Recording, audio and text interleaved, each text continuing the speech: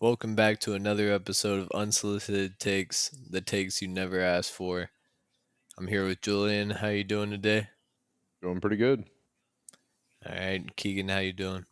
I'm great, man. Happy to be here. All right. And without burying the lead too much, we have some very recent, pretty big news. Kyler Murray released by the Arizona Cardinals. What do you Finally. guys thinking about that?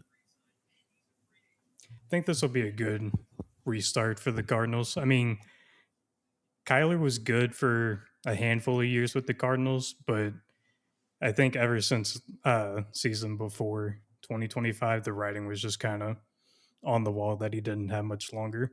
I think the Cardinals they're going to be eating a lot of money in cap, but I think it's better to go ahead and eat it now than 2 or 3 years from now. So I don't mind it for them, and then Kyler gets a fresh start somewhere else. Yeah, I mean, I think that Kyler needed to be moved like a long time ago. Definitely before the 2025 season and probably even before the 2024, maybe even the 2023. I mean, it feels like every single year we were just wondering if the Kyler Murray experiment was ever going to work out, and it definitely doesn't appear that it did. So I think a fresh start for both the Cardinals and for Kyler is definitely in the best interest of both teams. And it does kind of shake things up in the free agency market for a lot of other teams, and then for the Cardinals as well. Do they draft? Do they look for a quarterback? In free agency, I guess we'll have to see. Yeah, and we also released a poll on our Twitter. And if you're not following our Twitter, it is Unsolicited TV. We asked under the NFL's post, where is Kyler Murray headed? And we had the options as Vikings, Jets, Steelers, or just any other team. And right now we have the Vikings leading the poll with 210 votes. Um, so I mean, it seems like that's been like the obvious place even before he was rumored to be released. Probably be a pretty good fit, and they could maximize his potential with like a better core than what the Cardinals have had for a long time. Do y'all think he's now the number one free agent, or is Malik Willis still for y'all? Malik Willis is more untested, and so therefore I feel like a little bit more desirable. I think people have seen what 7 seasons of Kyler, and so they kind of know a little bit more what to expect, which isn't bad. But I definitely think he's like a project quarterback to kind of get back. So like kind of like Sam Darnold was. So I mean, I think as of right now, Malik Willis is probably still number one. I think they're pretty much neck and neck for me. Like Kyler, especially whenever he had D Hop for that season or two, he was really good then. That's what But I'm saying. Like Kyler is the number one free agent at this yeah, point. I mean, there's not many teams that like could just go out and get him right now and like have it be easy, but he's definitely the most talented player and available. that's another thing. You've seen what Kyler can do and what he can be. Malik, you've seen him kind of be the starter in Tennessee, wasn't great. Then he bounced to Green Bay, only came in whenever Jordan Love got hurt, and he was good whenever he came in. But Kyler has been better more often than Malik Willis. So And I there's not a think I lot of tape on Malik Willis. Like yeah. whenever you're the backup and you come in and you beat up on some teams, like they don't really know much about you. But after a full season, I mean, they can start to scheme for what you do well. And that's where I think Kyler's a little bit better, is because he is like he can play in those bad situations and still look like a pretty decent player most of the time. I would give the slight edge to Kyler, but that's not to discredit anything about Malik. I still think Malik will be a really good quarterback wherever he goes. I think Kyler's biggest issue is just his size in the modern day football. I think that like he's just a little bit undersized for the position in today's day and age, and I think that that's part of like where his game has struggled pretty much throughout his career. So, I mean, if another team is willing to do what the Cardinals never would, which is give him a offensive line which is suited for his, physical traits, I think that he could play a lot better, but the Cardinals just never did that, and so he never really had the chance to kind of let go, like, fully, and so we could see him. So I guess we'll see. What do y'all think he's going? I voted Minnesota on the poll. So, Yeah, I I I mean, but agree. that feels like the safest answer. Realistically, I mean, there could be some teams that get ballsy, like the Falcons. I feel like are underrated because they're pretty much out on Penix and they're already getting rid of Kirk. So, and they have Stefanski who runs like the play action a lot. And I mean, I don't know if necessarily that would suit Kyler the best, but he's fast enough to roll out of the pocket and he's got decent accuracy to hit freaking Drake London or Kyle Pitts or whoever. So I mean, I would say the Falcons or the Vikings are probably the top ones for me. I also voted Vikings, but yeah, that's definitely the safest bet.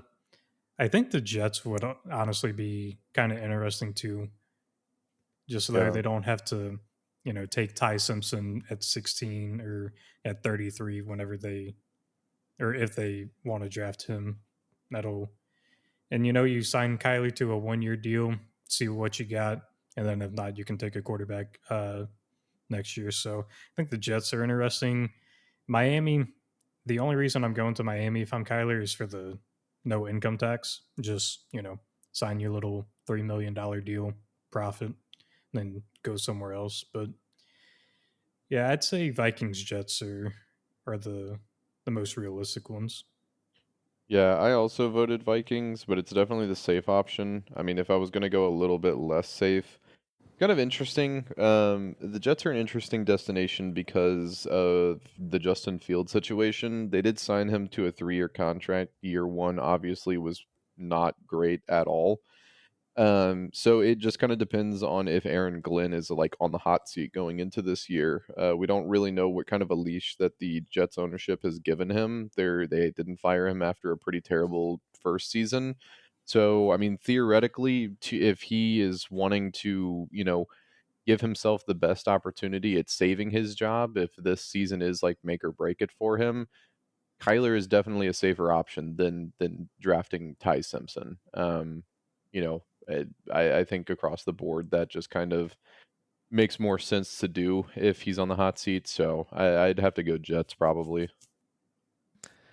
Um, Also, before we get on with like the rest of the episode, I've got the Texans. We traded away Titus Howard for a fifth round pick from the Browns. And then we followed it up by trading for David Montgomery for a fourth, Juice Scruggs, and a seventh. And I never really got to hear what you guys think about that. Do you guys think that we cooked? You think that we're cooked past tense? What do you guys think? Bro saying we like he's on the team, man. I am on the team, man. I've given this team money through merchandise sales and other ticket sales.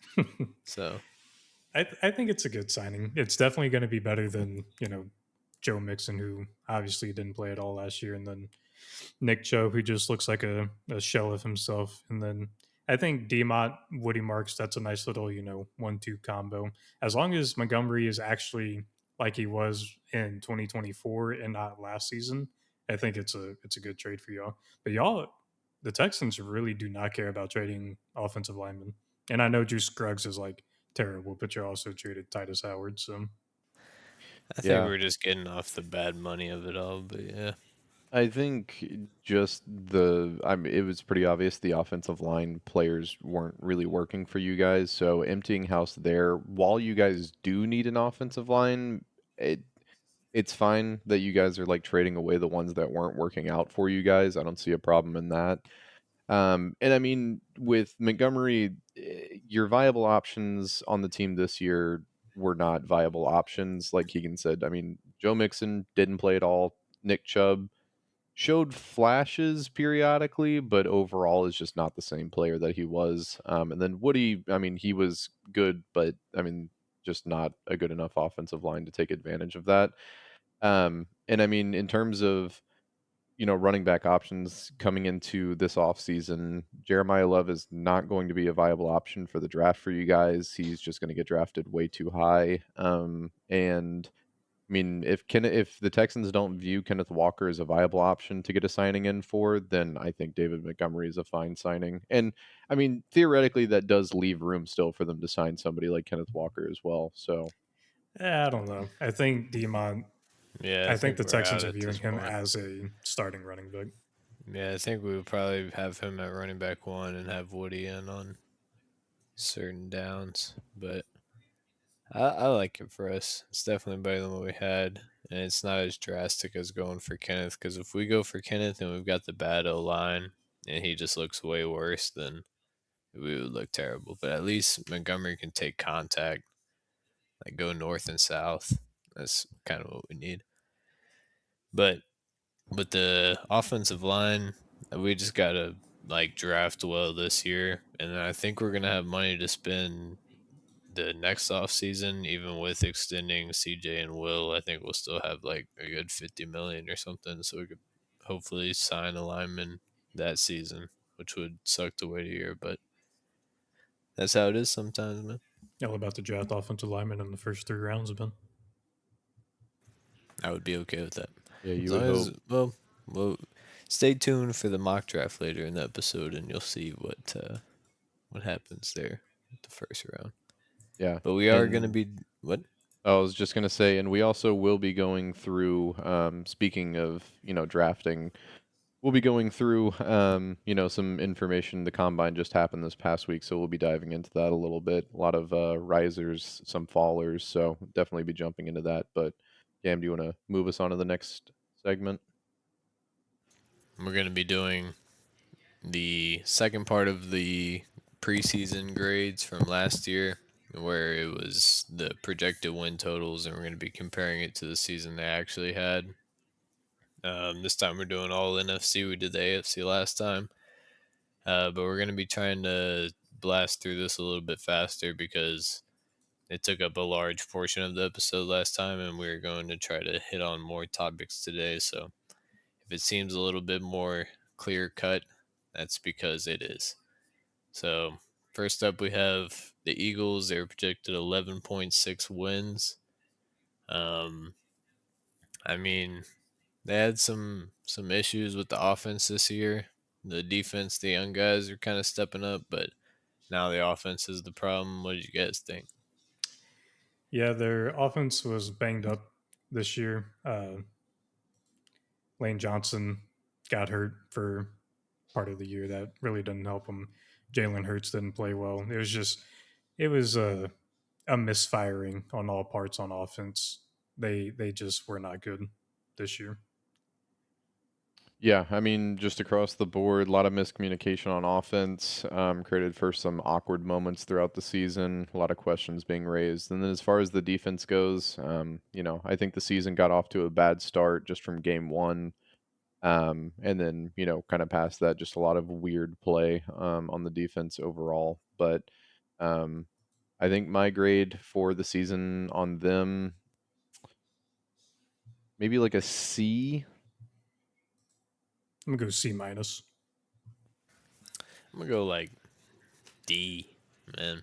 Like for the standard they had set before, like I don't know, Defending it's just Super kind Bowl of champs. messy. Yeah. Up next was the Commanders at 10.4 wins. Obviously, that did not happen. Jane Daniels missed most of the year. Play Marcus Mariota. Probably benefits them because they can actually draft another talented player pretty early. But yeah, overall, pretty bad season. They're probably not going to be able to keep Debo, so it's the offense will probably look even more different. I don't know. Yeah, Jaden getting hurt did not help him at all. Well, I guess technically it did help him because they'll get a better draft pick this year. But yeah, Mariota just didn't quite cut it this year. Defense was abysmal. They traded for Lattimore, or they didn't trade for it. They signed or no, they did Yeah, trade they for trade for Lattimore. him. Yeah. Uh, he is not a good player at this point in time. They actually just cut him today. Uh, yeah, just all around not a good football team this year. Yeah, I mean, it's a combination of just a lot of bad decisions on the season. Jaden has got to make smarter decisions on the field, and then uh, Dan Quinn and the rest of the coaching staff just have to make better decisions as far as the health of their players. And then as far as management goes, I'm fairly certain the oldest team in the NFL, and it really showed this season. So I think if they're going to want to make a run for it, they're going to have to play a little bit smarter just all around. But I'd give them, yeah, probably like an F plus, maybe. Give him a D minus. I'd give it like a C minus because a lot of it was out of their control. But shout out Bobby Wagner. Nope. Up next, up next we get the Lions at 10.1. They also did not hit that mark. They were 9-8, competitive division, but still, you probably wanted to see more from them. And I'm not gonna lie, they put Demo to RB2 this season, let Gibbs get more carries, and look what happened. I don't think that was necessarily the problem. I think their offensive line play was just bad this year, and I think their secondary also took a step back from last year. Those were the two biggest problems for them. Yeah. I mean, we kind of failures this season are pretty obvious just because we can directly compare it to the successful season they had before. It's the secondary and the offensive line. Once they get both of those back on the same page, I think that they'll be fine. But um, yeah, no, I mean, this isn't a team that I'm necessarily worried about going forward in the future. Just a bad season, which happens. I'd give them probably a C. I give them like a D plus. Yeah, I'd probably give them like a D plus. Um,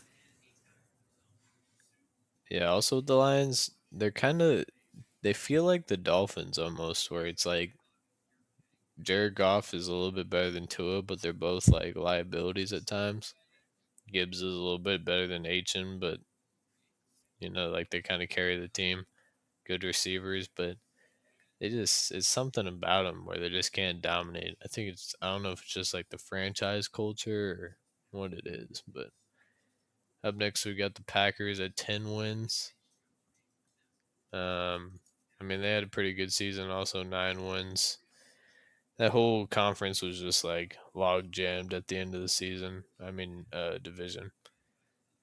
It got pretty tight at the end, but I mean, if they avoided that tie to the Cowboys, then they could have been somewhere. See, but if that ties a loss, I'm pretty sure the Vikings, yeah, the Vikings get into that playoff spot. I'm pretty sure. Ew, what? Was Yeah, that that a would have been chance? absolutely terrible. I think so because didn't the Vikings beat them early on in the year? Yeah, but I What didn't happens if realize they the just Vikings win the had that many game? wins. Well, if the Packers win the tie against the Cowboys, then the Packers get in because they would have 10 wins. Trying Did to they pull. not get in though? Weren't they? They made it right. They Yeah, the just Packers lost. made it. Yeah, But I'm saying if that loss or if that tie is a loss and they go 9-8 with the Vikings and Lions, I'm pretty sure the Vikings would have gotten in over them. yeah. No one was trying to say that either. Yeah, that's I terrible. don't I know. guess the It's not tie like was meant this to be. conference is like. I mean, division, man. Come on, let me lock in. But it's not like they're bad because they all have 9 wins, like the NFC South. But I don't know. The Bears might be the best team here for years to come. Yeah, I mean, Micah getting hurt also didn't help him towards the end of the year. He missed like 5 games, I'm pretty sure. Um, I wouldn't say this was a bad year at all for Green Bay though. Yeah, I mean, all around, not a bad year for the Packers. It's just kind of like one of those mid seasons that's kind of become familiar for Jordan Love since he's taken over. So, I'm probably on the season, I guess maybe like a B minus. I'd give him a B minus. Now the one blemish is the postseason choke in the wild card round to the Bears. That was completely unacceptable. But Was a all good game though. It was a good game for us, but if you're a Packers fan, I don't even want to know what you were going through for that game. Yeah, Packers Packers have had it rough in the playoffs for quite a while, but at least they make it to the playoffs pretty often. Up next, we have the Buccaneers at 9.7 wins. This was a team that started off the year very hot. I think in my predictions, I had them finishing as a top seed at like the mid-season mark, and they kind of hit a 360 on that, or 180 or whatever it is, because they finished 8-9. Three teams in this division finished 8-9. Baker was looking like an MVP candidate for about 5 weeks, and then he just looked very shaky. But they're still pretty locked into him. What do you guys think about the Bucks? I don't think the first half of the season was pretty good. I'm looking now; they started off 6-2, and then ever since then, it was just a bad stretch of football being played by them. I I'm okay with them committing to Baker and wanting to, give him another shot and everything and see what he can do. But I think Todd Bowles is on the hot seat after this year. Yeah, I think that they should stick with Baker. They've found a lot of success with him, and I think that pretty much right before they started to fall off for the season, Baker was rumored to have a injury, and then in an interview, he kind of like brushed it off and everything. But I think that was partly kind of like what sort of persisted throughout the year with his, where he came up short. And then on the whole, I think just the rest of the team dealt with a lot of injuries throughout the year. Mike Evans was out, Chris Godwin was out multiple times throughout the year, which is getting to be pretty normal for him. Um, I think Mika was out for a period of time, so, like, I think the receiving core at that point in time was legitimately, like, Tez Johnson and then S was Sterling Shepard and I who else? So I think they dealt with some injuries, so, I think that they just gotta patch some holes and then potentially move on from Todd Bowles. So Bowles and holes for the, Buccaneers for 2025. I'll give them a C. Give him a C minus. That's going to be our first merch drop. The Bulls and Bowles and holes. holes. Yeah, I'm gonna give them a C because it really is all Bulls' fault. So, and next we have the 49ers at 9.6 wins. They had them projected maybe a little low, but as the season went on, they kind of overachieved. They had the most injuries humanly possible. Something about that electric field they got over there or something. The electrical substation. Yeah, I'm no conspiracy theorist, but um, they're pretty cooked with the current roster they have. But I mean, Shanahan got every little drop of juice he could this past season. They made it to the playoffs. Didn't get all the way there, but I mean, Purdy missed a large chunk of the year. Maybe if he did miss those games, he's more locked in to take him there. I don't think he was the problem. It was just they're missing too many good players. Fred Warner, Kittle was out at the end. You had, Pearsall Ricky was in and Pearsall out. catching footballs. Ayuk doesn't play in his job is not NFL based at this point. I don't think so. Yeah, this whole season was pretty much saved by Kyle Shanahan. Like, I don't, if you replace Shanahan with literally any other good coach, they're not doing this.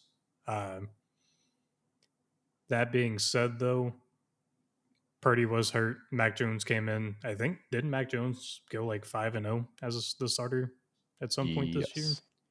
So he looked good. Shanahan got everything he could out of him. They did make it to the divisional, got blown out by the Seahawks, but yeah, injuries, man, and this team going forward, I don't know if they're going to be able to get back to 12 wins again next year.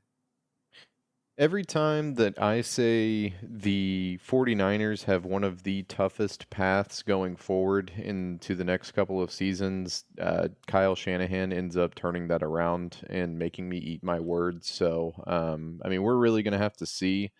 This season was a Shanahan masterclass. You had people begging for Mac Jones to continue being the starter whenever Purdy was healthy, which, I don't even know what to say about that. You can take from that what you will.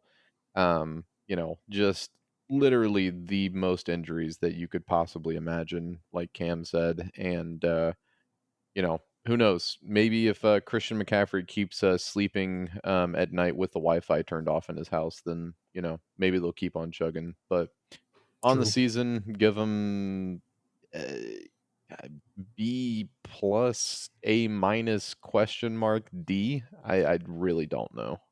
I'm gonna have to give him an A minus just because of Kyle Shanahan and what he was able to do with this group. I'm gonna give him. I'm gonna give him a B for not starting McCorkle the whole year after his success. Up next, we got the Rams at 9.1 wins. I don't know about you guys, but I feel like we're pretty high on the Rams throughout the whole year. I had them as my number one team for pretty much the whole year. They didn't disappoint. They came up a little bit short, but I mean, MVP season from Stafford, Puka wilding out for a little bit of the year, but locking in when it was important, and they couldn't get it done. I think the defense still has a couple holes that need to be patched up probably this off season to take advantage of the window. But what do you guys think about the Rams? Yeah. Um, 9 wins is kind of criminal for them. I'm gonna be honest. I thought this team was getting 11 like minimum, and they only got 12. But I mean, they had the 1 point loss to the Seahawks at the end of the year. They had a 3 point loss to the Falcons the week after that. Very winnable games in my opinion. But yeah, Matt Stafford was the best quarterback in the league this year. They have the best head coach, uh, arguably the best wide receiver in Puka. Their offensive line is, it's good but not great. Running back is good. Their defense, their defensive line is good. Their secondary is just they need corner so bad. And I think once they get that fixed, then I mean their Super Bowl window, this might be the last year that they have Stafford, so it's not a big window at all for him. Yeah. I mean, just a good football team all around this year. I don't really have any complaints whatsoever, other than, like you said, the secondary is like their one glaring issue. But all around, a really well put together football team, good coaching staff. MVP season out of your quarterback doesn't hurt anything, and almost pulling it out in the NFC Championship against the Super Bowl winners. It was otherwise a pretty much a blowout in the Super Bowl. Pretty impressive stuff. Uh, I, you know, every game that they lost this year could have been a win pretty much. Even whenever they lost the Eagles early on in the season, I still had them above the Eagles in terms of ranking. So I'd give them an A on the season. I also give them an A. Also, Sean McVay might be the best coach in the league. Yep, I give them an A. Up next, we have the Vikings at 8.6. Kind of a nasty. I'm just very off the Vikings ever since they drafted JJ McCarthy. Um, they've got good coaching and they've got some good like star type players. Not really outside of Jefferson. Now I'm thinking about it. Hawkinson's getting old. Addison can't stay out of trouble, but I don't know. They still have Justin Jefferson, so at least you got that. But they finished 9-8, missed the playoffs. I guess they could have made it. Coulda, woulda, shoulda. What do you guys think about the Vikings? Yeah, like you said, I'm completely turned off from this team for now. Their defense isn't good. Quarterback is terrible. Offensive line is bad. You have Justin Jefferson. That's about the only good thing you have going for yourself. It's they're not a good football team. Yeah, I mean, the defense is pretty much the only thing that kept this football team competitive. Like I mentioned earlier, I didn't even know that they were really that close to making playoffs. If you would ask me, I would have told you that they were eliminated like one of the first teams this season with just how bad it was. So, yeah, bad offense except for Jay Jetta's just all around. I'd give them a D plus for the defense this year. I'm gonna give him just a straight D. I'd give him that D too. Awesome. Sounds good. Cardinals at 8.4.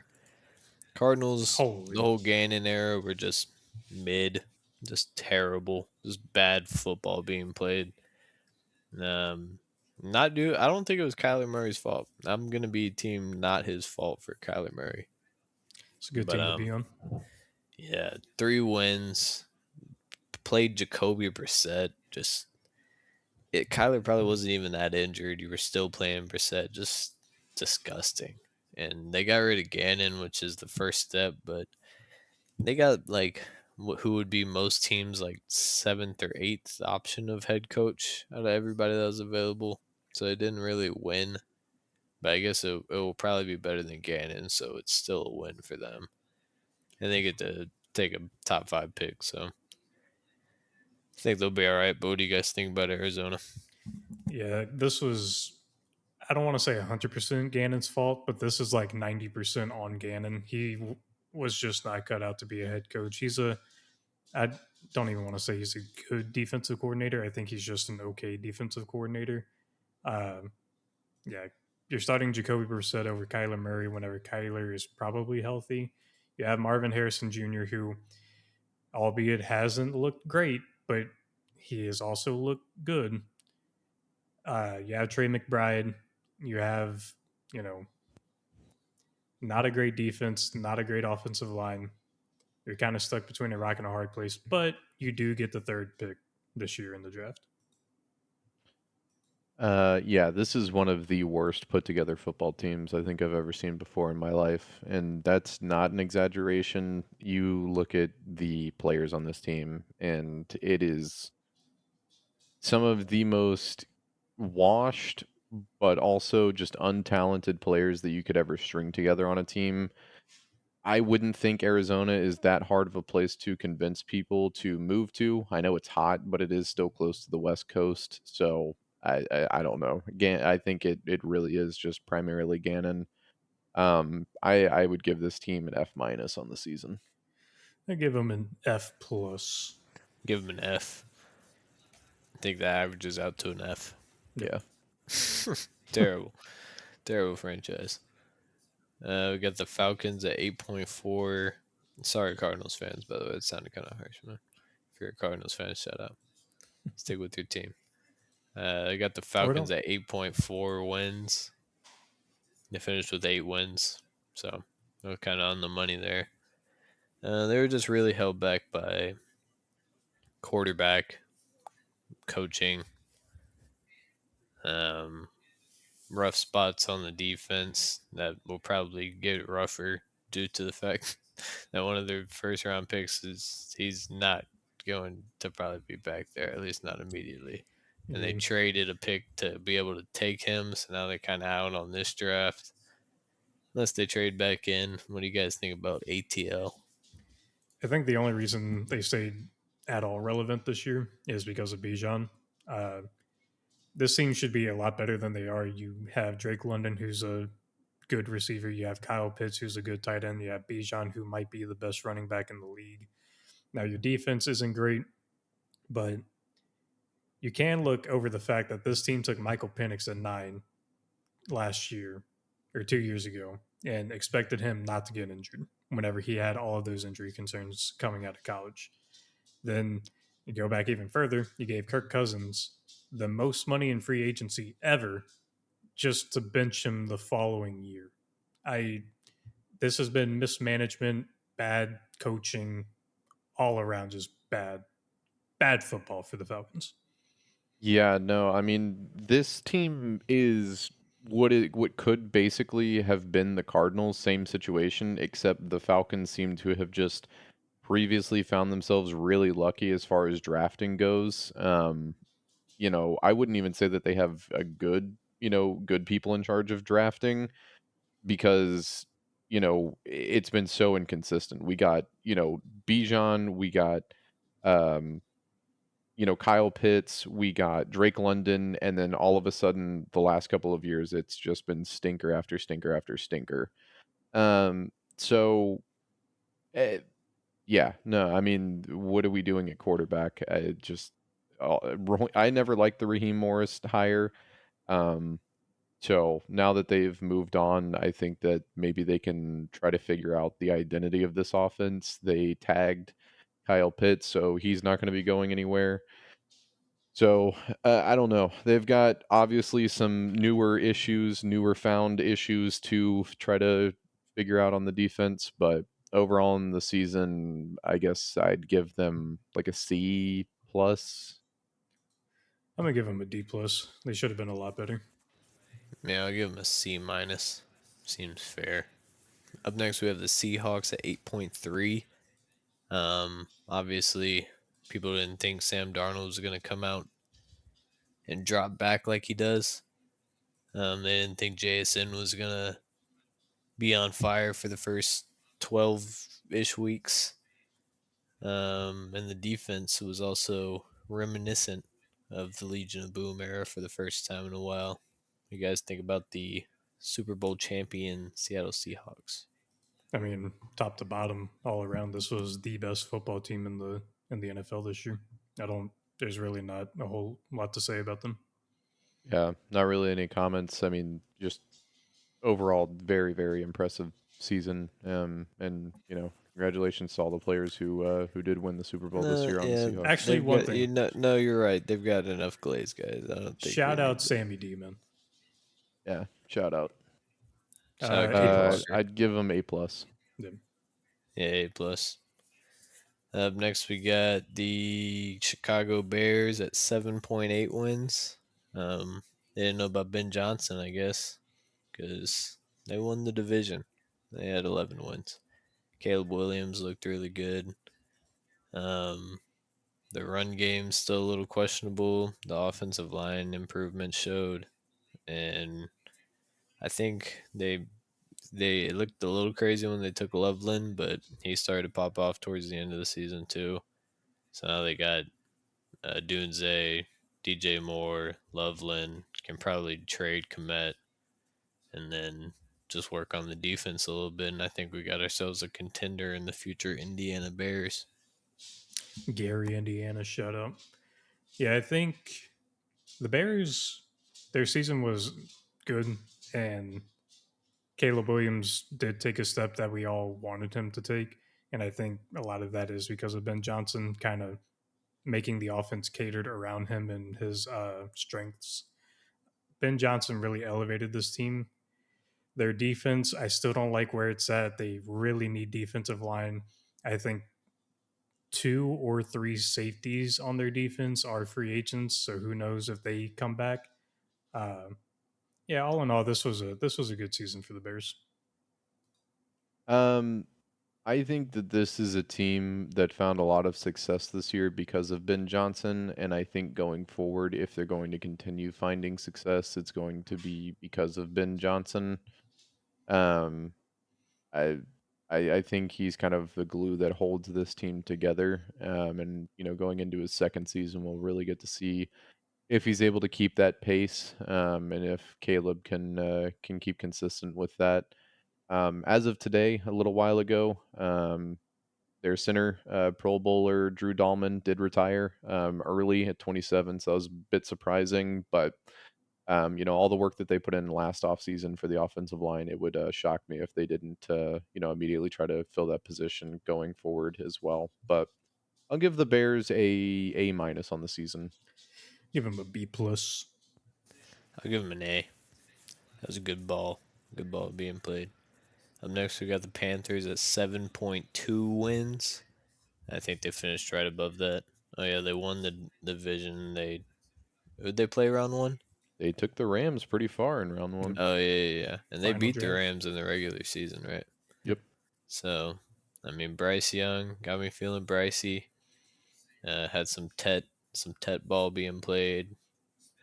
Defense still needs a lot of work. I mean, you got J.C. Horn, but what else really pops out over there? Not too much. So I think they could. I think Scorton started to look all right at some point of last year, but they still finished with 8 wins. Really weak division. Um, Bryce seems to have bought himself another year, but what do you guys think? Yeah, I mean, you got to see this as a win, especially if you're a Panthers fan. You've been so long without seeing the playoffs for your team to finally make it and almost upset a team that you should not beat at all. Um, Bryce Young, I'm rooting for the kid. He seems like a really solid dude. I want to see more, and we kind of did this year, like you said. But even still, you're pick 101 in your draft. I want to see more out of you. Uh, J.C. Horn, Derek Brown, solidified, studs on defense. Nick Gordon kind of turned it on towards the end of the year, but really, that is all you got. This defense really needs something to bolster them to send them kind of over the hump. Uh, I wouldn't say this was a bad season, but for their standards recently, it was well above those. Yeah, I mean they popped off periodically throughout the season. Canales is to be seen on if he's a competent head coach or not. I think he's shown that he can be, but he also does make a lot of mistakes. The Panthers are teetering on the edge of finding themselves in a Cardinals position with Bryce. I really hope that he keeps pushing his game and trying to elevate himself, which so far seems like he has, especially the last 2 seasons. But I think they've just got to keep finding playmakers on offense to surround him with, and then patch some holes on the defense. I'll give him a C on the season. Could have been worse, could have been better. I'm gonna give him a B minus, man, just for making the playoffs. I'm gonna give them a C plus. Got the Cowboys at 5.8 wins. They Good. finished with 7, 9, and 1. Um, yeah, I mean they deserve it. They got rid of Trevon Diggs. Defense overall is, I mean, they traded Micah, and the defense was already probably like pretty solidified in the bottom half of the league. And then you trade Micah Parsons away, cut Trayvon Diggs, who had been declining, but I mean, still better than what you left behind. Um, Dak still looks good. The offense looked really good. Pickens got franchise tagged. So, I mean, they're going to be running it back with pretty much the same offense, but the defense just has so much work to do. You got back Quentin Williams. You got Kenny Clark, but Kenny Clark's getting old. What do you guys think about the Cowboys? Yeah, offense was really good this year. Defense, complete opposite. I'm pretty sure their defense was ranked 32 and their offense was ranked first in terms of yards for this season. I wouldn't be surprised if the Cowboys' first picks in this draft are all on the defensive side. They really need edge. They really need secondary. I just I don't see them being. I see them being about the same as they were this year. Next year, this year 7, 9, and 1, probably around that again. Just not pretty much what you come to expect from the Dallas Cowboys. I think the Cowboys this season went band for band with the Bengals on who could have the best offense and have the worst defense in football. I mean, it's kind of impressive that we got two teams doing the exact same thing, but at the end of the day, when one of them's the Cowboys, it's unsurprising. I mean, they got off to a rocky start to the season with the whole Micah Parsons situation. Whether you think they're winners and losers in that, that's up to you. I think they're losers in that. They made some other questionable moves throughout the season. Um, I think running it back with the same offense looks good. They've just got a lot of work to do on defense. I'd give them a D on the season for Dallas. I give them a D plus. I give them a D minus. That's what they deserve. Next, we got the Giants of 5.7 wins. Nice. Um, they were exciting for the first half of the season. Jackson Dart and Scatabo. Malik went out early, so all hopes of competition kind of went out at that point. But Scatabo is still exciting until he also went out. Um, looks like they're going to be working on the defense a little bit. Thibodeau, I think they're still listening to offers for. Karake, I think they're okay with cutting or trading. The secondary still needs a lot of work. Um, not too exciting of a team going forward, but I mean, they're New York based, so they've always got room to work. What do you guys think about the New York Football Giants? I think Jackson Dart is the savior of this football team, to be quite honest with you. I liked what I saw from him this year. I want to see more of him with neighbors. I also want to see him protect himself a lot more. I think he missed like 3 or 4 games due to injury, just taking unnecessary hits. Scatabo was fun to watch while he was healthy. Their defense is just still not all the way there. They can upgrade it really any place on the defense. Offensive line is still not great. All in all, though, this was about what everybody expected from the Giants, with the bright spot being you have Jackson Dart now. Yeah, I think this season looks really different for the Giants if, you know, coaching, Dayball doesn't have pressure put on him to start Russell Wilson just because they signed him at the beginning of the year. I think if you start Dart way earlier in the season, even if it's just behind Jameis Winston for a game or two, I think the season looks really different for them if they get him out there earlier. Um, I think Dart's the future of this franchise, at least for the foreseeable future. Kind of Jaden Daniels situation. He's just got to learn to play smarter, protect his game a little bit better. And of course, Dayball got fired, so fail on the season all around whenever it comes to that type of situation, like I was saying last week. But got a pretty decent future ahead of them, you hope. On the season, though, I'd give them probably a D minus. I'd probably go C minus. I'm gonna give them a C minus as well. All right, and last we got the Saints, the Aints at 5.1 wins. Um, they did surpass that. Kellen Moore actually had a pretty good rookie head coach debut in New Orleans. They took a chance on Shuck, who I don't think any of us were Shuck believers. I don't know if any of us still are, but he showed me that he can play a few seasons and kind of feel it out and see what he can really do. He's a little bit older, so I don't know if that bodes well for him or the organization, but they started to look the most organized they have in probably since the Breeze administration. So Yeah, the Kellen Moore hire, I wasn't quite sure how I felt about it. He obviously won the Super Bowl last year with the Eagles, but before that, he was the Chargers OC, and I really didn't care for what he did there. But towards the end of this year, kind of started clicking with this team, and I wouldn't go as far as to say I'm a believer in Tyler Shuck, but I I hold him in higher regard than I did whenever the Saints first drafted him. I think he can be your quarterback going forward. You just have to kind of build around him. The main thing though is that their defense is just old and bad.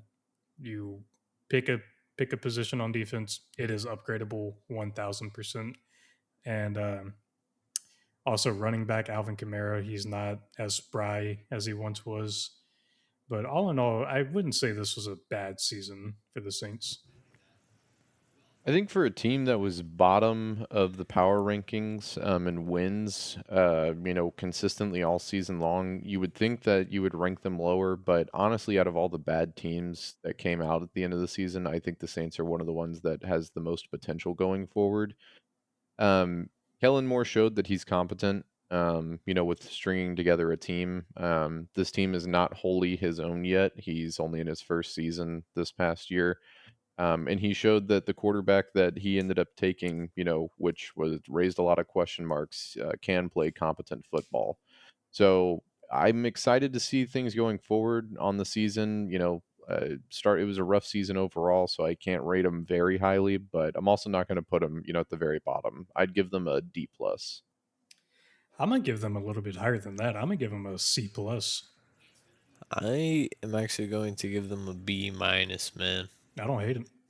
I think I I definitely mean, see it. 6 wins, it's hard to see it, but like, I think they overachieved for what the talent on the roster actually is. And that Sure. wraps up our NFL grades. Look back on the previous season. We're done with 2025. All right, we're done talking about it. We're moving Thank on God, to man.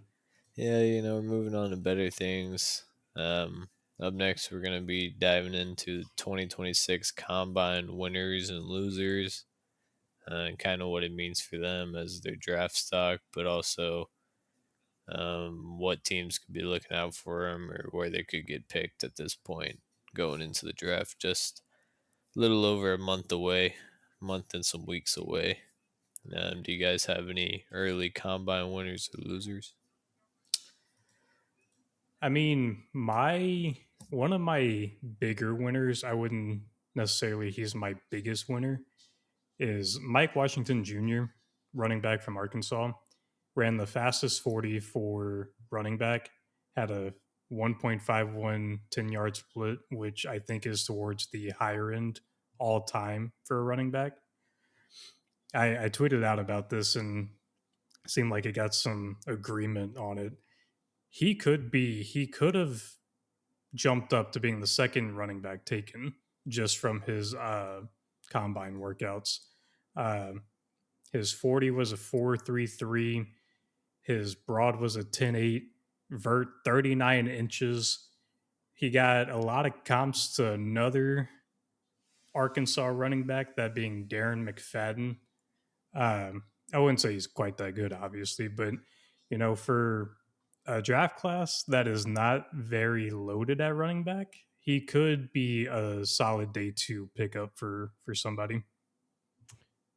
Yeah, I mean, I think him along with we already knew Kenyon Sadiq was going to be a first round talent, so it's not that surprising that he performed well.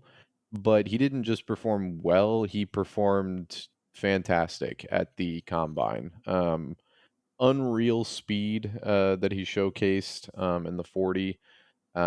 He ran a 4.39, which at his size is just absolutely insane. His vertical, also absolutely insane. However, it did come second. He had a 43.5 vert. Next to him, the other tight end, which, eyes were on Stowers, but I don't think they were on him as much as they are now. Ran a pretty decent 40, about, fast for a tight end, not like, as fast as Sadiq. Ran a 4.51, and then his vert, absolutely insane. The 45.5 vert, which I think everybody at this point has heard about. Um, yeah, Sadiq was crazy. The freak. My guy Eli Stowers also had a pretty good combine. We had like I think it was on average the fastest combine class of all time, like just by Yeah. average speed. So we saw a lot of crazy testing, but yeah, I think I had Stowers. But do you guys want to run through like the quarterbacks that impressed you? Yeah. Quarterbacks, I mean, Taylor Green, obviously, he was just a athletic freak. Ran a 4.36, fastest for a quarterback, had a 43.5-inch vertical, highest for a quarterback. If this dude wants to stick out at quarterback, I'd be all for it.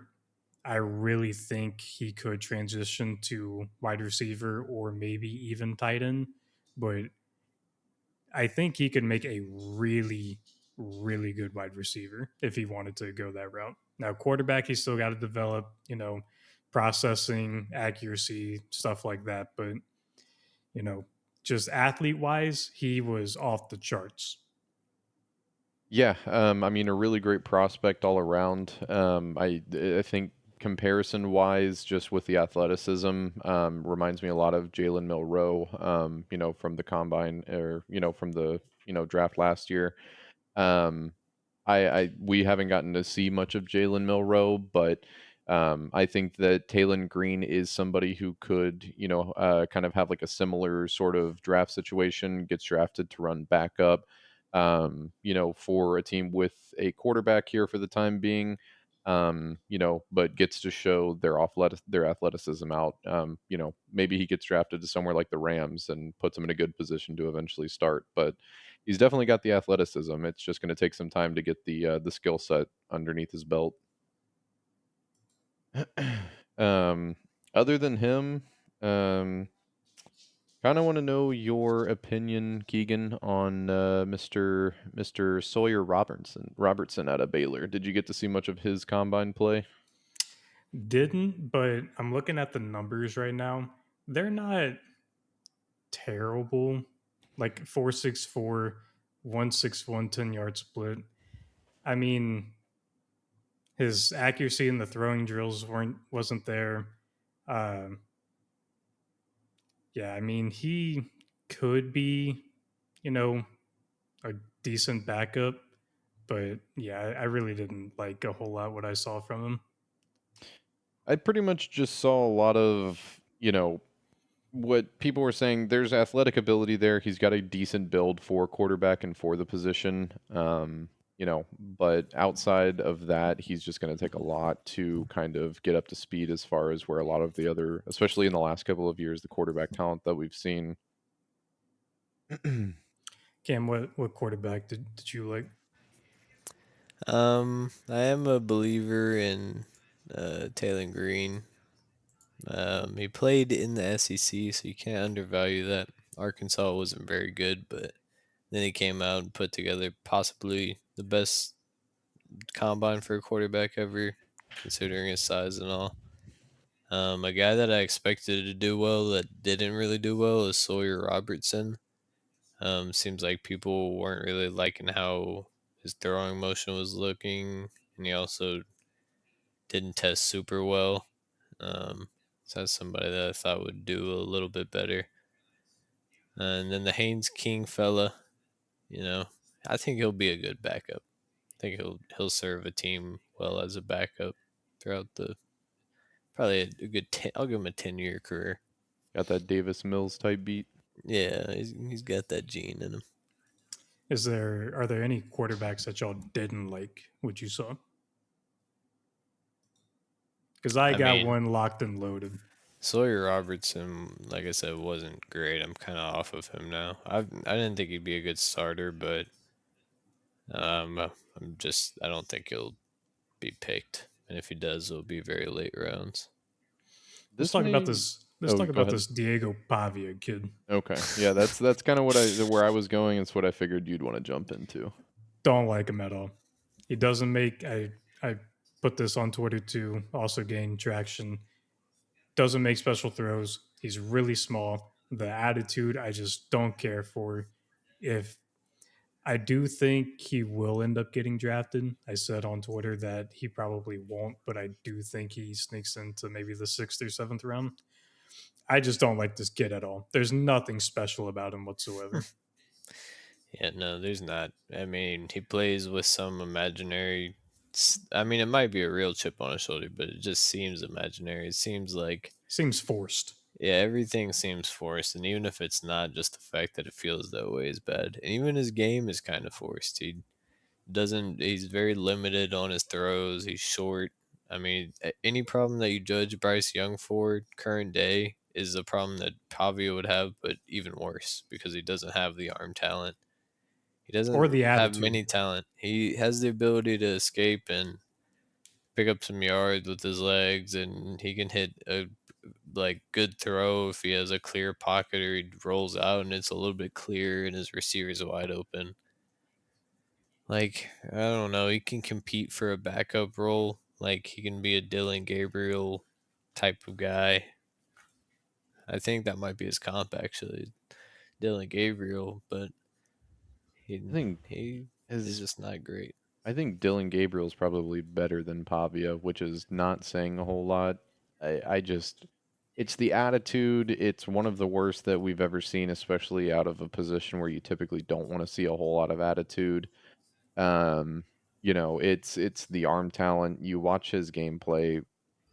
Vanderbilt, they had some wins, but overall, I mean, I don't think you can necessarily attribute that to Pavia. I think his whole camp that he's got around him is just not a good vibe. I don't think he's going anywhere in the league. I could see him I could see him finding success in the non-professional football league. That's a car salesman right there. Or the Canadian Football League. Yeah. We also had running backs. Obviously, Jeremiah Love is RB1 for a reason. He tested very well. He's probably going to be a top 10 pick. And if he's not, some team's going to be very lucky after the top 10 to be able to get him. You also mentioned Mike Washington Jr., ran the fastest 40. Jadarian Price, the other Notre Dame running back, also looked pretty good. What do you guys like about the running back group? You want to go first, Keegan? Yeah, I mean, I already touched on Mike Washington. I think for me, he is running back too. Jadarian Price, I think, is kind of right under him at RB3 for me. Ran a 4.49. He's, if you watch him run, he's just kind of like smooth with it. I don't know how else to really describe it. Um, yeah, I think he's running back three for me. And I want to touch on a running back that I didn't really like what I saw from him. Emmett Johnson. This man ran a 4.5640, which everyone was expecting higher than that. His first run was a 4.6. I think this kind of dropped him to probably a day three pick. Also didn't really jump well, 35.5 inch vert, 10 broad. Um, he is one of the uh, bigger backs as far as like being a tank running the ball. But yeah, I didn't like what I saw from him.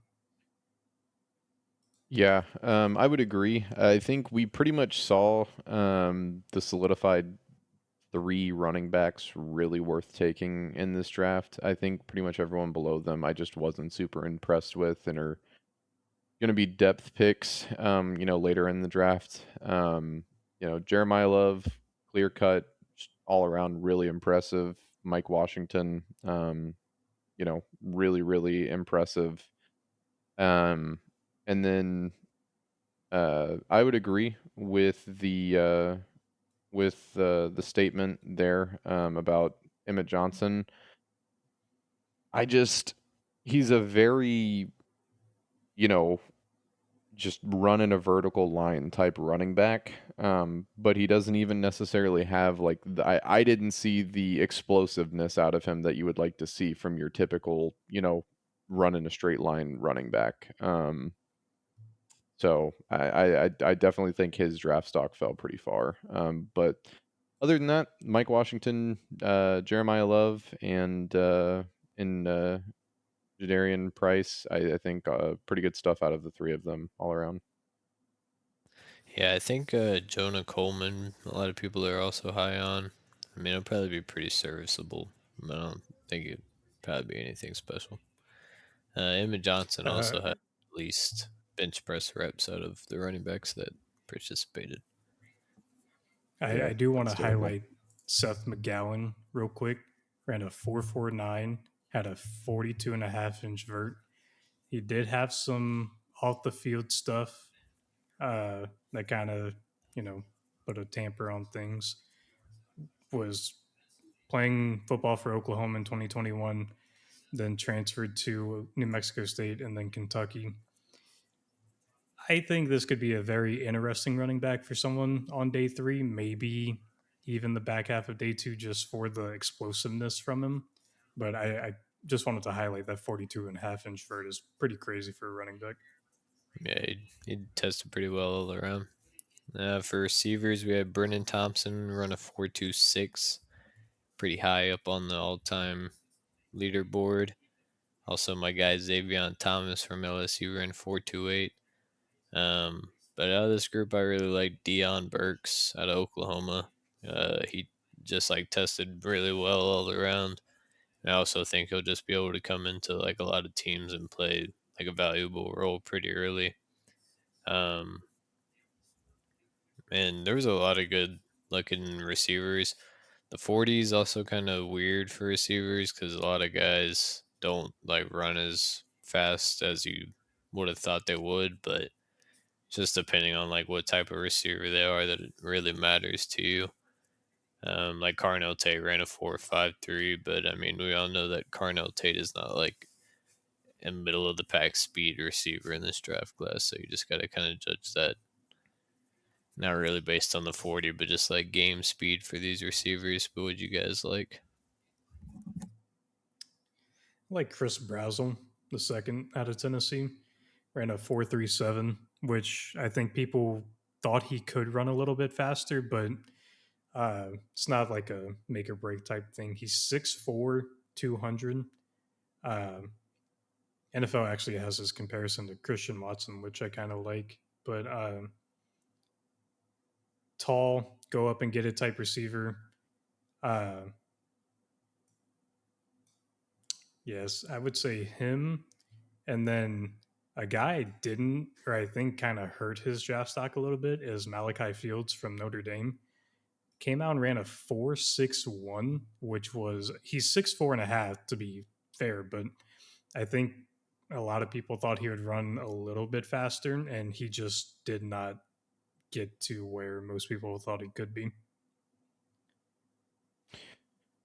Yeah, I mean, I think a pretty big winner, just because of where draft stock was before, was the receiver out of Georgia, Zachariah Branch. Not the biggest guy out on the field, not the fastest necessarily, but speed is still nothing to snuff at. He ran a 4.35 in the 40, and jumped for 38. Um, it looked really, really solid, really, really good in the drills, and he's got really good hands. But we kind of knew his catching was good coming out of last season. I think he's going to be a really solid receiver. Probably in the slot. He can do a lot with his movement out on the field. So I think overall, him huge riser, like Keegan said.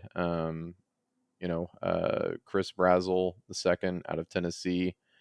And then as far as fallers go, no one really stood out to me as a faller just because I wasn't super high on a lot of receivers in this draft to begin with. But, um, you know, I think that any of these guys, especially on the faster side of the ball, can really show out. I think Xavier Worthy really showed that on Kansas City this year that you can do a lot with a guy just from speed if you can get a coaching staff to teach him the moves.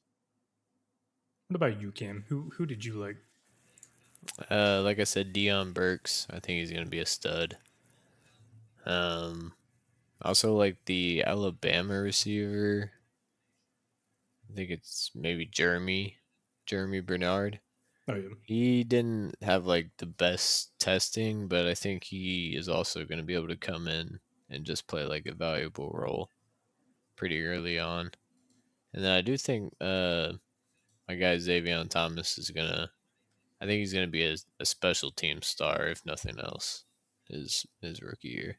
Also Bryce Lance, Trey Lance's brother, big guy, tested very well and played against weak competition, sort of similar to his brother's story. But I mean, for a receiver, it's a lot easier to just come in and learn. So I think we should keep an eye on that fella too. Um, Moving on to tight ends, there's not much to talk about here. The only ones worth taking super early is Stowers and Sadiq. They just dominated pretty much every testing. They're already kind of the top two guys heading into it. I don't think a team would consider taking another tight end probably in the first 2 rounds. I would agree with that. Sadiq just tested. I mean, even him and Stowers, they both tested extremely well. I think Sadiq is still tight end one, but Stowers could even sneak into, let's say Sadiq goes to the Panthers at where they, I think they're like 18, 19. And then Stowers could go to the Broncos at, 29. I could see that happening. But yeah, I don't think there's any other tight ends that get into the first round. I do like Sam Roosh from Stanford. He could be a day two pick. He's more of your traditional tight end. He can block, he can catch. Sadiq is more of your just straight up receiving tight end. Yeah, I mean, I don't have much to say about the tight ends, especially after what you guys have said. I mean, Sadiq and Stowers are really going to be the viable options at tight end, and then there may be some guys as you trickle down the board who are just solid, position pieces to kind of fill the bench in for the time being. But moving on to what are we on now? O line. O line, we had Spencer Fano. He kind of showed off that he will actually be able to play any position on the offensive line, which is a good thing for a lot of teams and a bad thing for some teams that were kind of thinking of him as a tackle, I guess. But I mean, he ran really well. But ideally, if you had him as a tackle, you'd probably want him to put on a bit more weight than he's carrying right now. We had Monroe Freeling. He tested pretty well. Um, I think scouts kind of didn't like what they saw from Lamu, but I mean, maybe they. I think he's just kind of like a blank canvas that you'll be able to shape. But yeah, there's a lot of good performances here in the O line group. Who'd you guys like? I think my favorite is probably Vega Ione.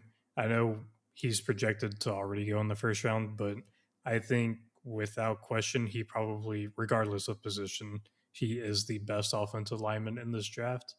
Uh, just big, powerful, what you want from your guard. Uh, and then Monroe Freeling, I think most people are looking at him as their number one tackle, especially since he is a left tackle. You, if you need a left tackle, you can draft him to be your left tackle, and you do not have to worry about him playing the position. Uh, and then someone I don't Spencer Fano. It's good that you're showing that you're versatile, but like you said, teams are probably going to be turned off a little bit by him now, just because you're looking at him to be your right tackle, and now it's like okay, maybe we don't want him to be our right tackle. I paid a lot of attention during the drill portion of the O line day, just because we have such a big need, on the Chargers do. So wanted to get a good kind of scout out of the talent. Um, there are pretty clear cut differences between top talent and bottom talent in this class, from what I saw. Um, I think that Bono. I just the technique is not there. I think he's got a lot of work to put in as far as technique goes. Somebody I think needs pretty much no work as far as technique goes is Vega Ione. I just impressive across the board. He's definitely the best offensive lineman out there this year. Like you said, Keegan, Monroe Freeling, really solid as well. Um, I think Jake Slaughter, out of Florida, horrible combine performance in my eyes, showed absolutely no awareness and no technique in the drills. And honestly looks to be a little bit undersized. Um, I think Logan Taylor looks solid to be on the interior. He's got the build for it, and really solid. Emmanuel Pregnon out of Oregon, really, really, really solid combine performance in the drills from what I saw. I was very impressed. really solid technique, and I think it bumped his draft stock up a little bit. Don't know if he'll sneak into the first round, but I definitely think he'll be higher in the second round. And then the last one that I'll kind of touch on is Caden Proctor. A lot of people didn't really know what to expect out of him. He's just a big body out there on the field. But I think that he showed that he's got good enough technique, and to compensate for being a little bit slower, but the size makes up for it as well. So it's to remain to be seen, if how that'll translate onto the field in the NFL, but really solid. Yeah, I'd probably have Monroe Freeling as my overall winner there. For edge rushers, some big names. Got Vel Reese, David Bailey. Cassius Howell came out to have T-Rex arms, but still got talent, so it's kind of hard to not still look at him. Um, some of the little sneakier names that people probably wanted to perform, like a LT Overton or maybe a TJ Parker, some of these big school guys maybe didn't test as well as you want them to. And I feel like the edge rushers, it's pretty like clear cut the talent levels on these guys this year. It's like not top heavy, but it's like I don't know. You know who the stars are going to be, and you know who's going to be a role player. Yeah, I mean, David Bailey was the guy I wanted to watch the most just to see what he could do. And he tested extremely well. Just fast, explosive, has the size arms you're looking for as an edge rusher. I was really impressed with him. And then another guy I was impressed with was Keldrick Falk. I mean, I was kind of out on him a little bit. I just didn't like what I saw from him at Auburn, and that could have just been Auburn as a trash football team. But he wasn't. He did. He tested a lot better than I thought he would. And then LT Overton. I was really looking forward to him. I thought he could have been a sleeper kind of down the board, but ran a 4.87 40. That is just not fast enough for NFL edge rusher. I thought he could have tested better.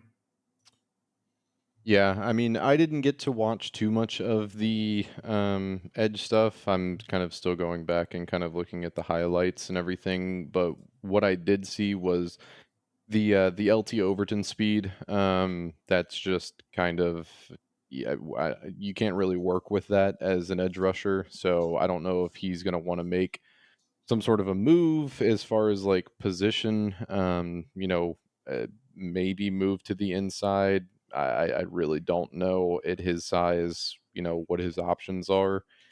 And then as far as Cassius Howell, that's just going to be a gamble that a team's going to have to take. I mean, the physical build isn't what you want to see, and it's all going to come down to the skill, which he's shown that he has, but it just remains to be seen if it's going to work on the NFL level.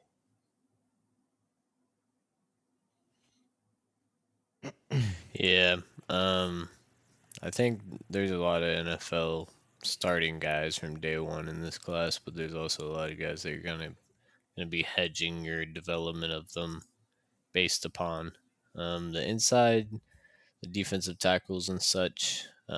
Caleb Banks looked good. Peter Woods, I don't know if he did all that much testing, but that's kind of similar to like what you were saying about Keldrick Falk. He kind of started to decline at Clemson, but I'm kind of starting to think it might have just been a product of Clemson. So I think he's still worth taking a shot on. Some other guys that maybe didn't test as well as they needed to or that they should have. Um, Chris McClellan, like he has all the talent to be good, and I've been looking at him for like a couple years now, but he didn't really wow me. And then also Lee Hunter, who the Texans have interviewed already at a Texas Tech. He also didn't test the best, but maybe that means he'll fall a little bit and slip into our lap. What do you guys think about these guys? So I was pretty turned off of Caleb Banks, and then he came out and tested pretty well. I do think he gets into the first round. I think a potential landing spot for him could be the Bears at the end of the first round. Uh, Ran a 5.04, had a 10-yard split, though, of a 1.76, which is extremely good, especially seeing as he weighs 327 pounds. Um, so I was pretty impressed by him because I didn't think he would be able to test that well. And then Lee Hunter, like you said, I thought he would test better, especially what we saw of him at the Senior Bowl. Ran a 5.18, had a 1.79 10-yard split. He still looked explosive, but just in some of the drills, he, I don't know, he didn't look as fluid as I kind of wanted him to. And now, uh, like game tape, Senior Bowl, all that stuff, I value more than, hey, can you do these drills at the combine? But I was kind of disappointed by him. I don't know if he makes it into the first round now. And then another guy I kind of wanted to touch on was Zane Durant from Penn State. Ran a 4.75 at 290, had a 1.66 10-yard split. Um, he's twitchy. I think he's a little bit undersized. He's only 6'1", but I think he could be a lock for a day two pick now. Yeah, I mean it's a valuable position nowadays, so we'll see where they go. We also got the linebackers. We had a pretty crazy performance from Sonny Styles. A performance so good that apparently he can play any position and have a 10 RAS score, which we are big That's believers of the insane. RAS score here. I don't think it was any position, but it was like receiver, corner, linebacker, edge, and he was like 9 to 10 in all of them. But yeah, he tested crazy. My guy, I'm high on Anthony Hill Jr. too. I don't know if we took him in our last mock, but he might have been like right on the outside of where I wanted to take him. He also tested pretty well. And then Jack Kelly out of BYU's looked pretty good, along with Texas Tech star Jacob Rodriguez. He didn't like dominate, but when you see him play on the field, I mean he's gonna be one of the first linebackers taken. I know it's hard to say that Sony Styles is a riser, but he was kind of around pick 15, pick 10. I think he goes anywhere as high as 5 now to the Giants. Uh, just an unreal combine from him. And then people were interested to see what Jacob Rodriguez from Texas Tech would put out. He tested pretty well. I mean, this guy was almost a Heisman finalist, if I'm remembering correct. Uh, really liked what I saw from him. I gotta put our boy in here, Harold Perkins Jr., the big perk from LSU. Um, yeah, I don't know about him anymore, man. Hey, I think he can be coached up. I think that's the thing with old Perk. He can always be coached up a little. Had to play a lot of his career years with Brian Kelly, so True. I think um, I think just kind of like as a quick note, I think that this is one of the more talented linebacker classes that we've seen in a long time. And I think that a lot of these guys are going to be really good scheme fits for wherever they do get drafted to. And I think that a lot of these guys are just freak athletes all around. Yeah, you have like your like Sony Styles is obviously linebacker one, and then you have Anthony Hill, Josiah Trotter, Jacob Rodriguez, and then CJ Allen. And then I'd say there's a pretty big fall off. You can throw Jack Kelly up there too if you wanted to. But yeah, I mean, as far as if you need a middle linebacker, this is a really great year to need one. yeah, I'd agree. And for the corners, a lot of good corner performances too. A lot of people are kind of heating up on D'Angelo Pons. Um, He looked pretty good. Also, Takario Davis from Washington tested pretty well all around. Malik Muhammad, which was almost my sleeper in our original draft prospect episode. He also tested pretty well, and then Colton Hood out of Tennessee, who I'm pretty big on him, man. I think people are talking about McCoy a lot, but I think Colton Hood came in and he produced, and I think he'll also be picked pretty high. I think like some positions that you don't see get picked a lot early are abundant in this sort of draft class, like linebacker, corner. And I think you will see a lot of teams like fill their needs in those areas pretty early. Yeah, a guy kind of down here that I liked is Takario Davis from Washington. Ran a 4.41. He's a 6'4" corner. That That's is insane. he's not gonna go. He might sneak into day two, probably a day three guy though. He could be really, really fun for some team. I think he's a fun prospect. Yeah, I mean, the there's a couple of standouts like you guys already mentioned. We there were some guys that we already had pretty high in the draft, and I think D'Angelo Pons, he's a little bit of a riser there in the draft. He's on the smaller side. He's only 5'9", which I think is going to come into play, but he does have a huge vertical, which helps him out a little bit to kind of compensate.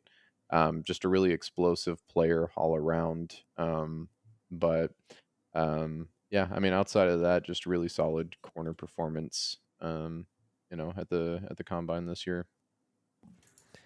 And then safeties, we get it a little freaky again. We got Lorenzo Styles Jr., brother of Sonny, running a 4.27 at the safety position. Insane.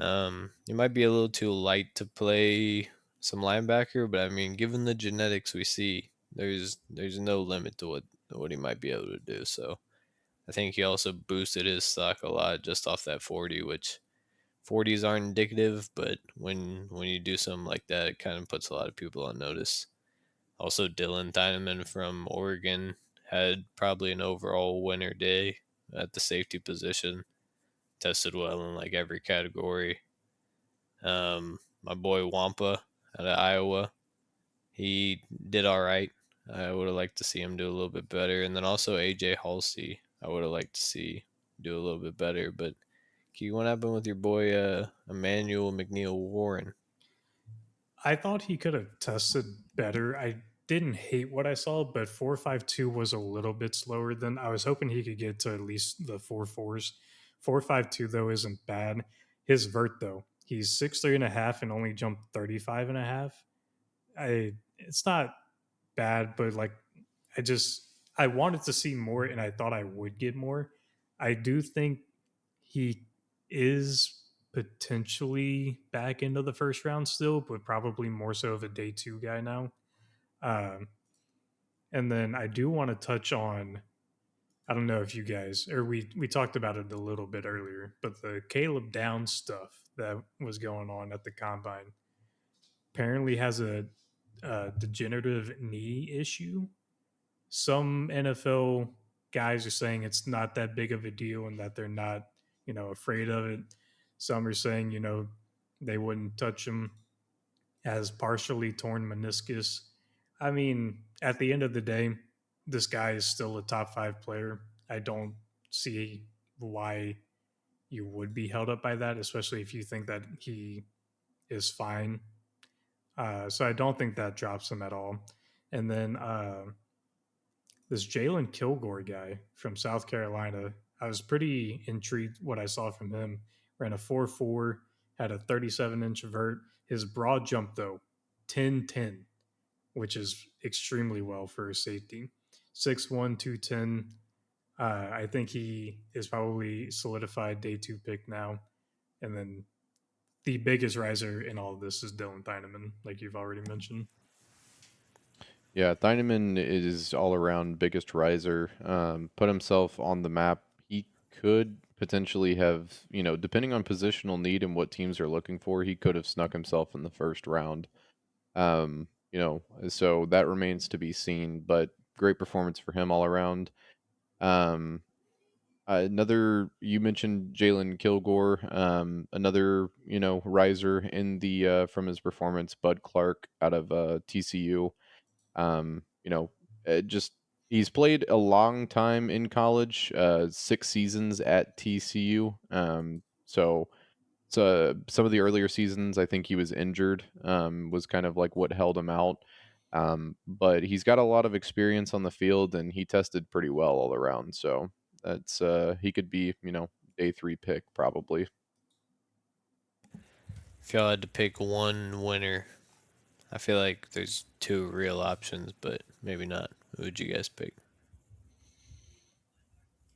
Let me look at my list here. Just right off the bat, Thieneman comes to mind. Um, I think from somebody who a lot of people hadn't really heard too much about him coming into the combine to now potentially sneaking himself into the first round. Um, I think he's probably biggest hidden gem in this coming into the combine. I want to say the player I'm thinking, but I feel like we all knew he was going to test extremely well. I think I'm gonna say it. Kenyon Sadiq, man, his numbers were just off the chart. He is. Yeah, I was saying Yeah, just like the winner. Like it doesn't have to be your personal one, just like who Oh, won it. then it's Kenyon Sadiq all day. I mean, between the speed, the explosiveness, he even put up 26 on the bench press. I think, yeah, he's by far my winner for the combine. I think I'm gonna go Sonny Styles, partly to be different, but also pretty much the same thing. I mean, he's just the defensive version of the performance Sadiq just put on. Yeah, I mean, So dude, I'm telling you, I think for that's a him, pretty good list of winners: Sadiq, Styles, and Dynaman. for for Styles to increase his projection, even though he was already like a top 15 lock, is insanity. Yeah, but I mean, we went over most of the people, most of the winners and losers of every position group. Do you guys have a loser that just is sticking in your head and you're like, yeah, he ruined it. He's done. Gotta go back to my list here. Jake Slaughter. I think that he potentially was looking at a You're day 2 anti pick. Jake Slaughter, man. You hate Well, this I guy. think he was looking at potentially a day 2 pick, maybe like a higher day 3. Now I don't even know if he goes drafted at all, to be honest with you. Yeah, yeah, that's fair. I'm gonna go offensive line with you. I think I'm totally out on Spencer Fano now. He's Oh, you wanted to tackle, now he's doing center workouts at the combine. I don't know, man. Especially since he hasn't played center at all. I'm just out on him, man. I don't like what I see. And he's got 32-inch arms, which are a whole inch under the 33 threshold that they like to see in the NFL. Yeah, I don't like it. um, yeah. I mean, I think my loser might be Emmanuel McNeil Warren, just because when you're already coming from a small school, you want to test really well, and he just didn't. That's fair. Yeah, that's what Quinyon Mitchell did coming out of Toledo. Toledo. Yeah, but he's no Quinion. Yeah. But yeah, that's about all we got for the combine. It was a pretty good one. We're not far away now from the draft, but things are still heating up. We got teams making moves to free up space for moves in the draft or moves in free agency or whatever they're doing to improve their team. Um, any last thoughts on the combine? Better for I the draft. mean, this was a pretty special one, especially whenever all of the groups were pretty much top five all time in terms of testing. But the further the combine goes on, the less and less total amount of athletes we have testing. But all in all, I think this was pretty solid combine year. I think it drew some excitement for the combine this year, and I think it did a lot of good for the culture around it. So hopefully this sparks some interest going forward. All right.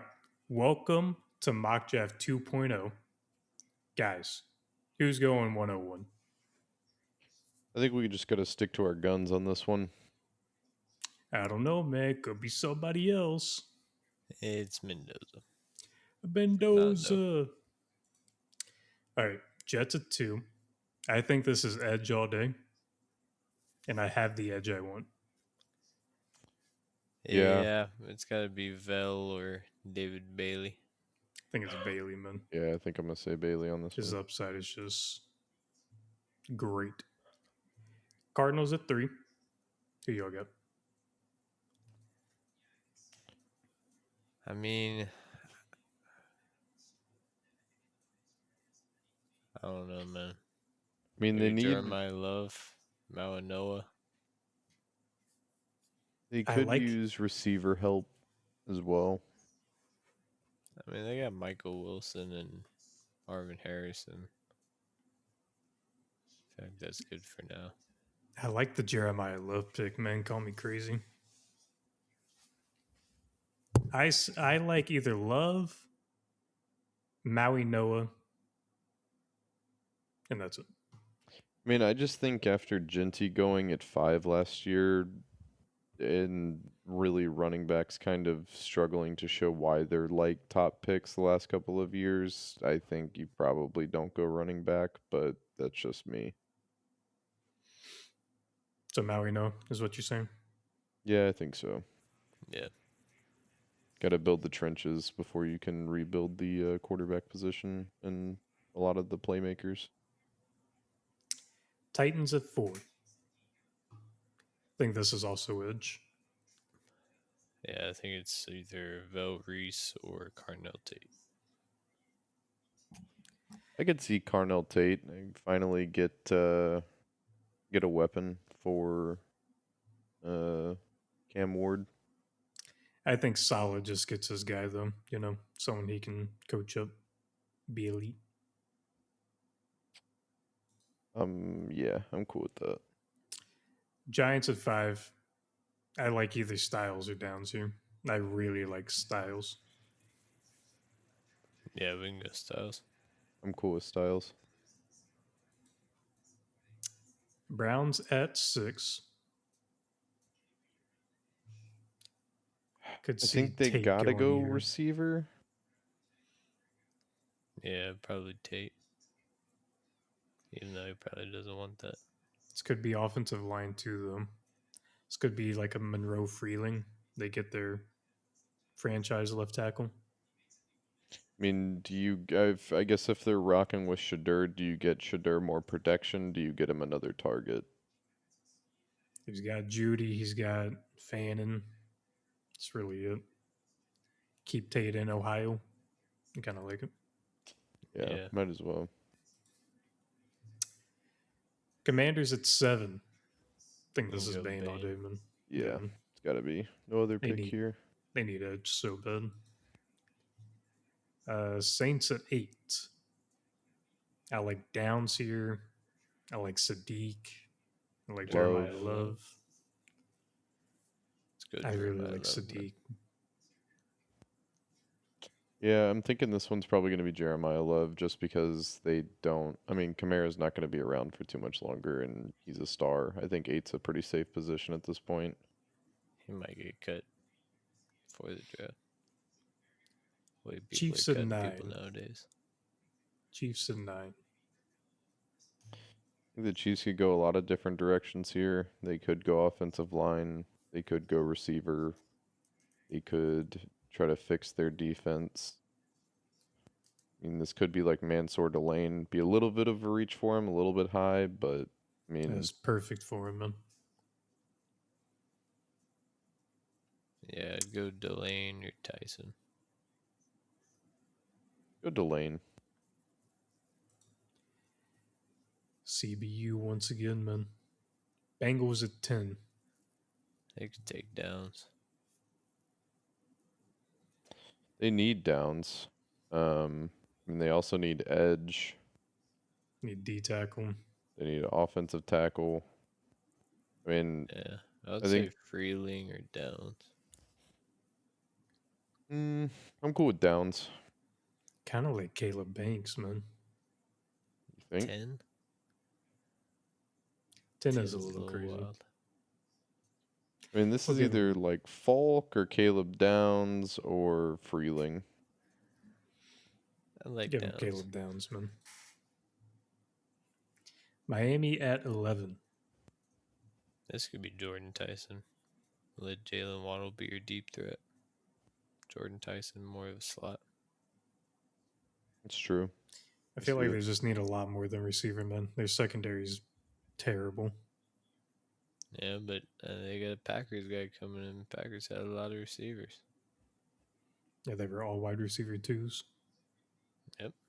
I mean, that's pretty much what they needed. So, I I would like Jermod say, McCoy here. yeah, you don't think that's high? I mean, it's No. kind of high for coming off an injury, but I mean, I'm cool with Jermon McCoy. either Jamal McCoy, Thieneman, or Tyson. Could be Sadiq too. That'd be fun.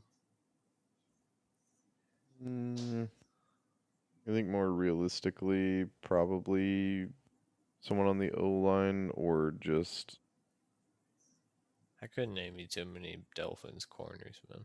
That's what I'm saying. yeah. Let's go McCoy.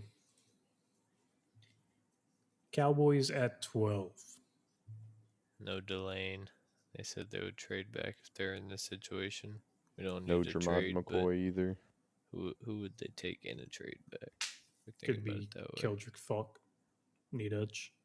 Yeah, that feels like the Cowboys. Does it though? I don't know. I Yeah, like him. I could see it. Like it. Rams at 13.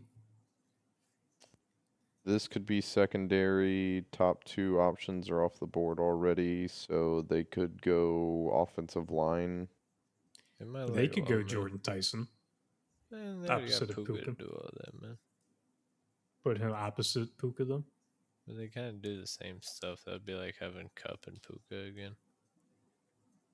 I feel like that's only really preferred because you have Stafford whose arm is declining a bit, but ideally you'd want somebody a little bit different than Puka.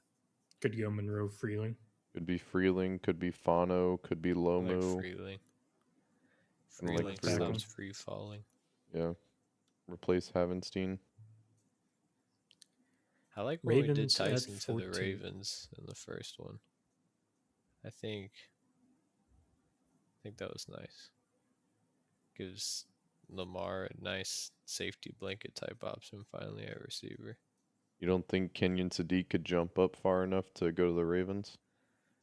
I mean, he could, but if I was picking purely as like a pass catcher between Tyson and Sadiq, I would still take Tyson. Yeah, I mean, there's not really many other options at receiver. We know Flowers is liable to drop a ball, so I mean, I'm cool with Tyson. I like it. The only other position I would like is edge, but there's just really nobody here worth taking. Yeah, Well, now we've doubled down on Tyson to the Ravens, so if it actually happens, we can circle back. We called it. Bucks at 15. Could see Sadiq. They got Cade Otten, man. He's not man, good, pal. Dude, they terrible. got Cade Otten.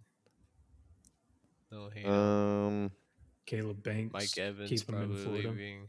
You got Amika and Godwin. Yeah, probably not receiver, right? yeah, I don't think so. If they do, it'll be later in the Are draft. they a 3-4 or 4-3? I'm gonna say 4-3. They're pretty heavy up on the D line. So they have Elijah Cansey was pretty undersized. Vea and Cansey, I'm assuming, at D tackle. Yeah. Vea is getting up there though in age. He is. I think he's like 34. Ain't no way he's I that go old. Banks or one of the Utah guys. Or Yone. Yone could go here. Ooh, Um, I Ione could, would be kind of fun right here. And I think we had. I think he needs to go higher. Them. I think he's being yeah, undervalued because he's a guard. yeah, and I it's not like like that we're pick. waiting on the Seahawks to take interior line at the end of the draft, or like early 20s this year. I think we could see another team take like an interior lineman pretty early. See, Jets at 16. They took David Bailey 2. Could be Thieneman,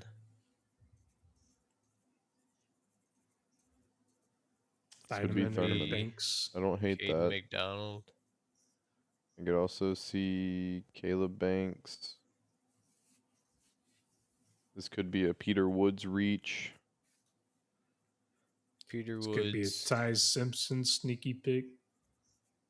Nah, not this early. No, I I'd say don't one of think the anyone below defensive them wants him. tackles for Let's get sure, or Banks off the board. Thieneman. Yeah, throw Banks up there.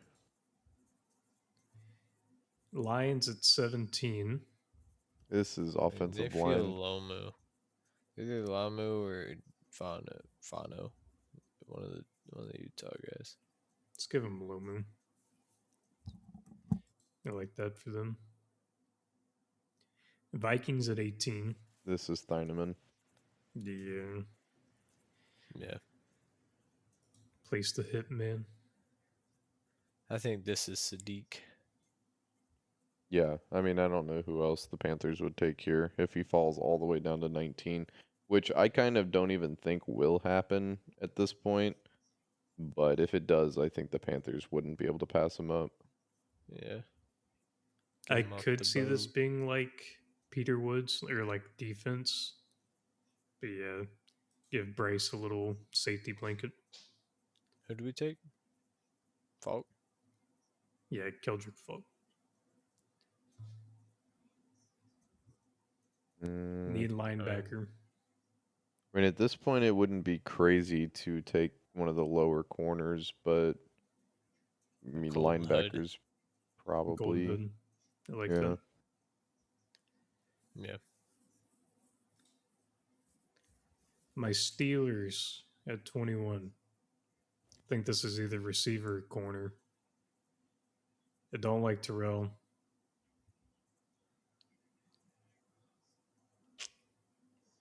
Yeah, I think this has got to be. I wouldn't mind Emmanuel McNeil Warren. Chris Johnson, he's a boundary corner. I would like, but not this high. I mean, he fell here, man. I just got to take him. My wide receiver, too. I think Good pick. I took him in the last draft that we did for mock draft one. So I don't want to do him again this time. Plus, there was a big riser in my opinion, in the combine. So for the offensive line, I'll go ahead and have them taking Pregnon. Even though Where I is think he? Proctor is potentially more of a Harbaugh fit, so we'll have to see how that goes. I'm just not 100% sold on him yet.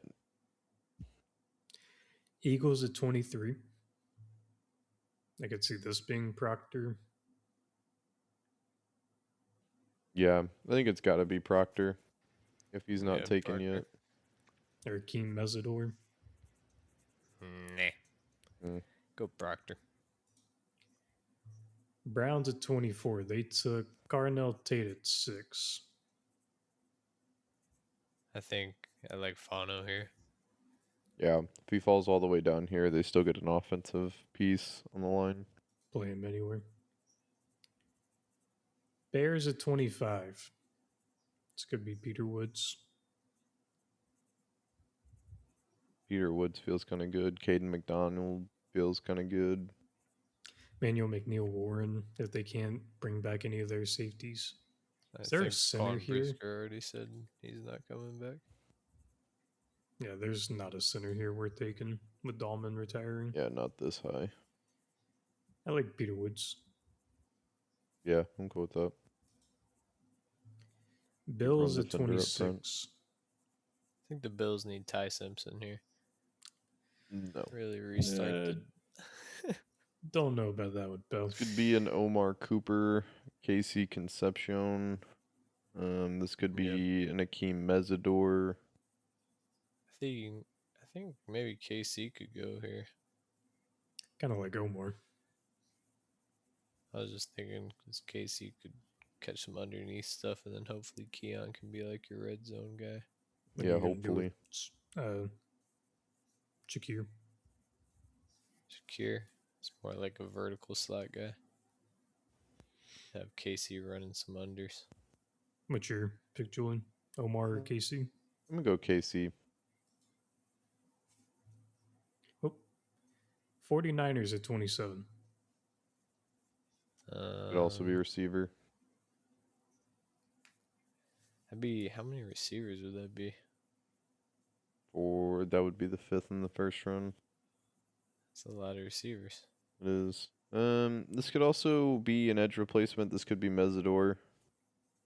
Um, Niners do usually draft kind of weird too. Always TJ like reach on guys that they want. Mesidor, TJ He's just so Parker. old. Yeah. I kind of like TJ Parker actually for them. Could be a good fit.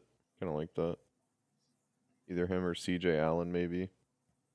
Wouldn't be the worst reach. Ooh, this could be a little bit high, but this could be like Stowers. No Kittle for a lot of next year. I don't hate it. But Kittle usually blocks those. Stowers can't block. It's the Yeah, only but I mean, problem they with also that. don't have really any other option on tight end except for what's his name. But Tonjes. yeah, I don't know if Tonjes can block. I like TJ here. Yeah, I'm cool with that. Texans at 28. I'm good with Caden McDonald, man. Easy peasy. Rams at 29. Took Monroe Freeling at 13. Mm,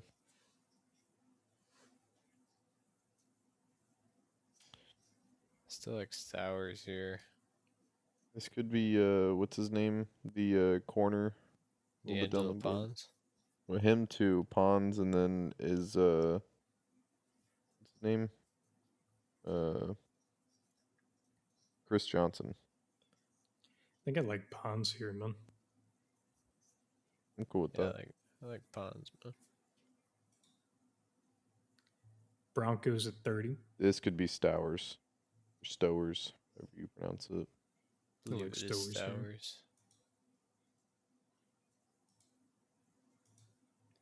Patriots at 31. This could be Jacob Rodriguez. Had a great combine. Omar Cooper. This could be Omar Cooper.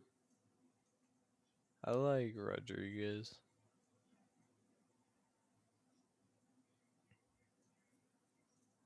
What do you think, Keegan? I think we've gotten the first round receivers in here. I like Rodriguez. Then Seattle, Super Bowl champs, picking at 32. I think this has got to be corner. It could be Yeah, probably Chris Johnson. San Diego State. Bang! It's a nice looking mock There you draft go, right there. man. Looks pretty good. There's a few here and there that I think could either slide completely out of the first or rise up a little bit, but I think post combine pretty comprehensive from what we were able to glean from the participants. Who got the biggest steal? I think it's got to be the Steelers at 21, man. Yeah, No okay, cap. man. Honestly, the Panthers getting Sadiq at 19, probably. Yeah, I think that's probably. I think I like 20 where to that like is. 10 is his range. I think maybe Fano and Proctor could go higher. I think Ione could technically go higher too, but I know he probably won't just because of positional value. Freeling could go top 10 by the end of the draft cycle. That is true. The Rams might have gotten a steal from him at 13 because I mean, he could be a top 5 talent in this draft class for all we know. I mean, he's the only true like left tackle that's projected in the first round. Left, Everybody's either right tackle or somewhere on the offensive line. yeah. And I mean, if we're going off of positional value, then left tackle is definitely one of the most important in the game. So, Pretty good. And that's going to wrap up episode 4 of Unsolicited Takes. Make sure you like, comment, subscribe here on YouTube. Check out our Twitter at Unsolicited TV. Check out our Spotify Unsolicited Takes. Anything you boys want to say? Nope. Ready for the draft. ready for the draft. Thank you guys for tuning in, and we'll catch you on the next one. Later. See ya.